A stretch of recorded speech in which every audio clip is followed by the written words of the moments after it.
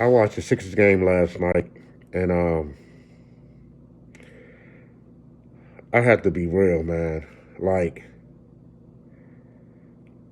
Doc Rivers, he has an issue coaching, and I don't know if I should leave it at that, but Doc Rivers has an issue coaching, and he has an issue. One of his main issues, and I don't think that he understands it, or he's been around the league too long to not see and understand that one of his issues is Joel Embiid.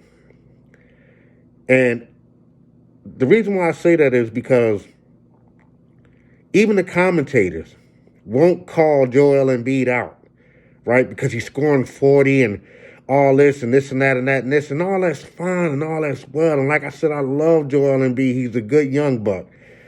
But this guy is becoming a monster. And I say that in the context of he gets doubled and he holds on to the ball. It's coming to the it's getting me to the point to assess whether Joel just wants individual accolades because he's like, because he made a comment like we don't need any more, or we don't need anything else right now as far as the team. No, you need help, right? And not only do you need help, but you need somebody to tell you that you have to stop doing the stupid shit that you do. You're not passing out of the double team. You're holding on to the ball. And you're holding on to the ball, I believe, because I look at you, I watch you. Because I believe in your mind, you're saying that I'm going to do this. I'm going to do this by myself. You're not by yourself, right?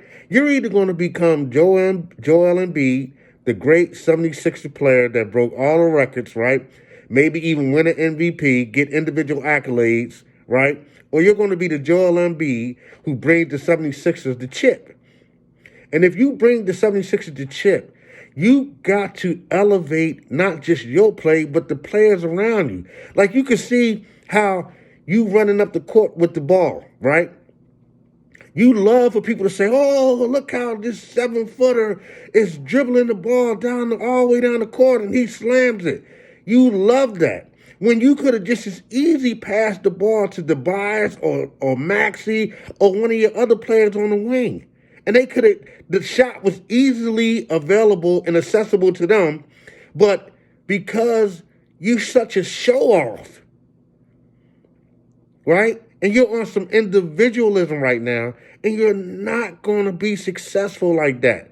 I watched Djokovic last night, and they lost against the Grizzlies, but Djokovic is an unbelievable smart player. He's an unbelievable passer out of the double team, right? He may not be as prolific as Embiid is as a scorer, but I see how he outbeat Embiid in the MVP award last year because he makes his teammates better. And none of the commentators, Adu Aldanabi, Mark Jackson, any of these commentators, they don't call Joel Embiid out. They don't call him out, right? You got to stop that shit. That's the same shit you did with Ben Simmons. In the same way with Doc, man. Like, let's call it like it is, man. Doc is getting outcoached. He even getting outcoached by his proteges. Like, Doc does not understand the tempo of the game and the rotation and who he should put in and who he should take out. He doesn't understand it. If Andre Drummond is making a difference, man, you got to keep him in, especially when they regain the lead and went up some points. You put Joel Embiid back, and he gets back in the game, and he gets the showboating and doing all that shit again. Man, listen, I like Vogel in L.A. when he sat Westbrook ass on the bench. You need to be that kind of coach, Doc. And if you're not, then, man, you're not going to be successful coaching this team, and especially not coaching Joel Embiid.